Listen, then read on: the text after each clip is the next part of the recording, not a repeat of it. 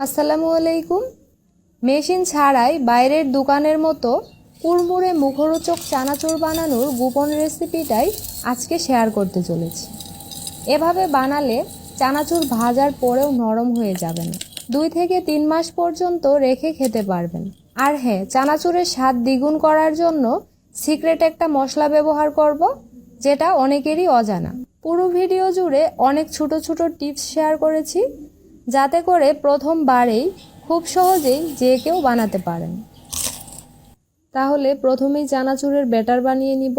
সেজন্য আমি এখানে বেসন নিয়ে নিচ্ছি 1.5 কাপ। আর বেসনটুকু অবশ্যই এভাবে আগে চেলে নেবেন, তাহলে বেসনে থাকা দলাগুলো ভেঙে যাবে। আচ্ছা, চেলে নেওয়ার পর এতে 1/4 চা চামচ দিয়ে দিচ্ছি হলুদের গুঁড়া, আর 1/2 চা চামচ দিয়ে দিচ্ছি মরিচের গুঁড়া, সেই সাথে 1/2 চা চামচ লবণ। এই গুলাটা তৈরির সময় বেশি লবণ দেওয়া যাবে না, কারণ পরে চানাচুরের মশলা তৈরির সময় লবণ ব্যবহার করব। তারপরেতে অল্প অল্প করে নর্মাল তাপমাত্রার পানি দিয়ে মিশিয়ে একদম মসৃণ একটা গুলা বানিয়ে নিয়েছি। চানাচুর তৈরির জন্য এই গুলাটা কিন্তু পাতলা করা যাবে না, ঘন করেই বানাতে হবে, তবে আবার অতিরিক্ত ঘনও হবে না। তাই একেবারে অতিরিক্ত পানি না দিয়ে কম কম করে পানি দিয়ে ভালোভাবে মিশিয়ে নেবেন। আর এই গুলাটা চেষ্টা করবেন 5 থেকে 6 মিনিটের মতো সময় দিয়ে ফেটিয়ে নিতে, তাহলে চানাচুরের রেজাল্ট অনেক ভালো আসে। দেখতেই পাচ্ছেন, ফেটানোর এক পর্যায়ে বেসনের কালারটা অনেকটাই চেঞ্জ হয়ে একদম ফ্লাফি দেখাচ্ছে। এ পর্যায়ে এতে 1 চা চামচ তেল দিয়ে ভালোভাবে মিশিয়ে নিব। এই তেলটুকু দেওয়ার কারণে চানাচুরগুলো অনেক বেশি ক্রিস্পি হবে, আর চানাচুরের মধ্যে অতিরিক্ত তেলও লেগে থাকবে না। 1.5 কাপ বেসনের এই গুলাটা বানাতে আমি 1 কাপ পানি নিয়েছিলাম, তবে দেখতেই পাচ্ছেন পুরো 1 কাপ পানি কিন্তু লাগেনি, তার থেকে 1/4 কাপের মতো পানি বাড়তি রয়ে গেছে। এইটুকু পানি আর লাগবে না। এখন চানাচুরের এই ব্যাটারটা এভাবেই রেখে দিচ্ছি। তারপর চানাচুরের মধ্যে যে বুন্দিয়াগুলো থাকে সেটার জন্য আমি আরেকটা গুলা বানিয়ে নিব। সেজন্য এখানে 1/2 কাপ বেসন আগে থেকেই চেলে নিয়েছিলাম। এবার এতে 1/4 চা চামচ দিয়ে দিচ্ছি লবণ, তারপর সামান্য হলুদের গুঁড়া আর মরিচের গুঁড়া দিয়ে দিলাম। এখন এতে অল্প অল্প করে নর্মাল তাপমাত্রার পানি দিয়ে খুব ভালোভাবে মিশিয়ে নিতে হবে। বুন্দিয়ার জন্য এই গুলাটা খুব বেশি পাতলাও হবে না, আবার অতিরিক্ত ঘনও করা যাবে না। একটু সময় দিয়ে ভালোভাবে মিশিয়ে নেবেন, যাতে করে গুলার মধ্যে কোনো দলা না থাকে। বুন্দিয়ার জন্য 1/2 কাপ বেসনের এই গুলাটা বানাতে আমার পানি লেগেছে 1/2 কাপ। শুরুতেই বলেছি, আজকের চানাচুর মেশিন ছাড়া একদম সহজ পদ্ধতিতে বানিয়ে দেখাবো, যাতে করে সবাই বানাতে পারেন। সেজন্যই দেখুন, আমি এখানে শক্ত একটা প্যাকেট নিয়েছি, আর প্যাকেটের নিচের দিকে সামান্য কেটে নিয়েছি, যাতে করে এই বোতলটা ঢুকানো যায়। আর দেখুন, আমি একটা বোতল এভাবে কেটে নিয়েছি। এবার এটাকে এই প্যাকেটের ভিতর ঢুকিয়ে দিব। আশা করি দেখেই বুঝতে পারছেন কাজটা কিভাবে করতে হবে। বোতলের মুখটা ছোট ছোট এরকম ছিদ্র করে নিয়েছি। এগুলো দিয়েই আজকের চিকন চানাচুরগুলো বানিয়ে নিব। এবার এই মুখটা ভালোভাবে লাগিয়ে নিতে হবে। তারপর এর মধ্যে ব্যাটার ভরে নিলেই চানাচুর বানানো যাবে। আপনারা চাইলে বোতলের মধ্যেও একইভাবে ব্যাটার ভরে চানাচুরগুলো বানিয়ে নিতে পারেন। এটা একটু বড় ছিদ্র করেছি, মোটা চানাচুরগুলো এটা দিয়েই বানিয়ে নিব। তো এইদিকে চানাচুরের গুলাটা কিছুক্ষণ রেস্ট পেয়ে ফুলে উঠেছে, আর কিছুটা ঘনও হয়ে গেছে। এবার প্যাকেটের মধ্যে পরিমাণ মতো গুলা দিয়ে দিচ্ছি। অতিরিক্ত বেশি করে একেবারে দিবেন না, তাহলে বানাতে অসুবিধা হবে। চানাচুরগুলো ভাজার জন্য আগে থেকেই আমি পর্যাপ্ত তেল মাঝারি আঁচে গরম করে নিয়েছিলাম।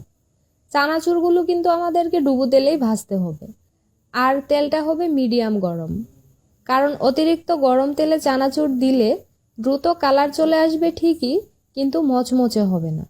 প্যাকেটটা আলতোভাবে চেপে চারিদিকে ঘুরিয়ে ঘুরিয়ে চানাচুরগুলো দিয়ে দিবেন। এক জায়গায় রেখে চানাচুর ছাড়লে ভালো হবে না। আচ্ছা, চানাচুর দেওয়ার পর চুলার আঁচ মাঝারির থেকে আরেকটু কমিয়ে রেখে ভেজে নিতে হবে। আর ঘন ঘন উল্টে পাল্টে দিবেন, যাতে করে সব দিকে সমান কালার আসে।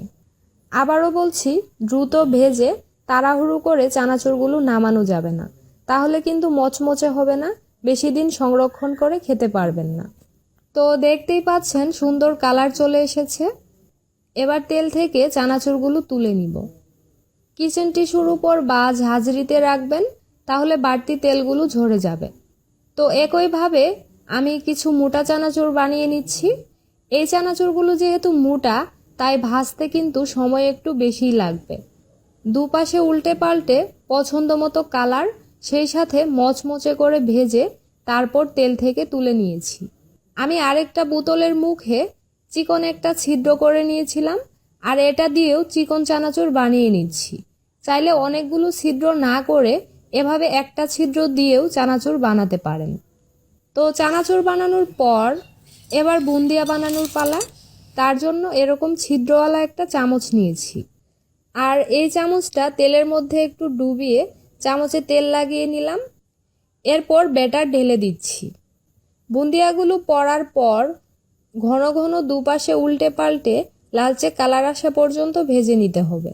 অবশ্যই চুলার আঁচ কমিয়ে সময় দিয়েই বুন্দিয়াগুলো ভেজে নিতে হবে, না হলে কিন্তু মচমচে হবে না।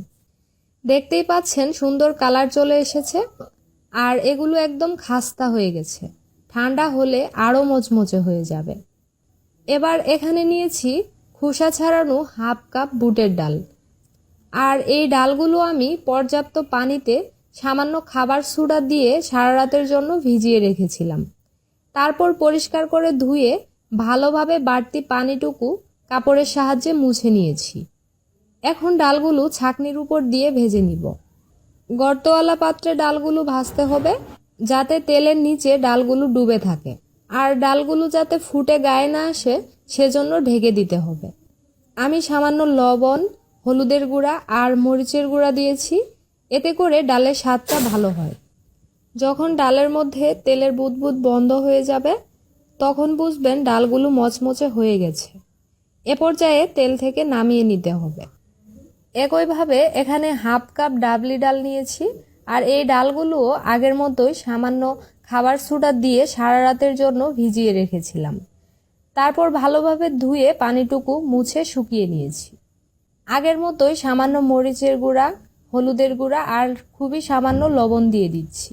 এই ডাবলি ডালগুলো কিন্তু অনেক জোরে ফুটতে থাকে, তাই অবশ্যই ঢাকনা দিয়ে ঢেকে দিতে হবে, তা না হলে চারদিকে ছিটে তেল গায়ে এসে লাগবে।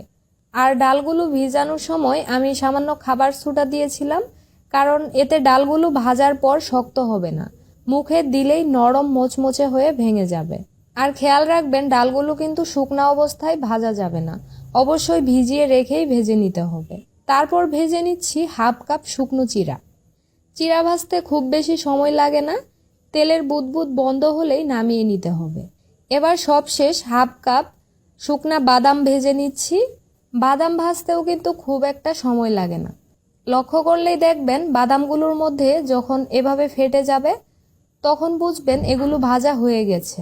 তো আমি এখন এগুলো তেল থেকে তুলে নিচ্ছি। এবার ভেজে রাখা চানাচুরগুলো আলতো হাতে ভেঙে এরকম ছোটো করে নিব।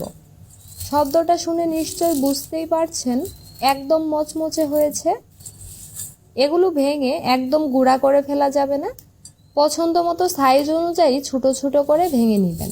এখানে চিরা, বুন্দিয়া, তারপর ডাল আর বাদাম ভাজা। আমি এগুলো টিস্যু পেপারের উপর রেখে দিয়েছিলাম, যাতে করে বাড়তি তেলগুলো চলে যায়। এবার সব কিছু চানাচুরের মধ্যে দিয়ে দিচ্ছি। তারপর দিয়েছি মটর ভাজা। এগুলো প্যাকেটের ইনস্ট্যান্ট মটর ভাজা। আচ্ছা, এবার চলুন চানাচুরের জন্য মজাদার চটপটে স্বাদের একটা মশলা বানিয়ে নিই।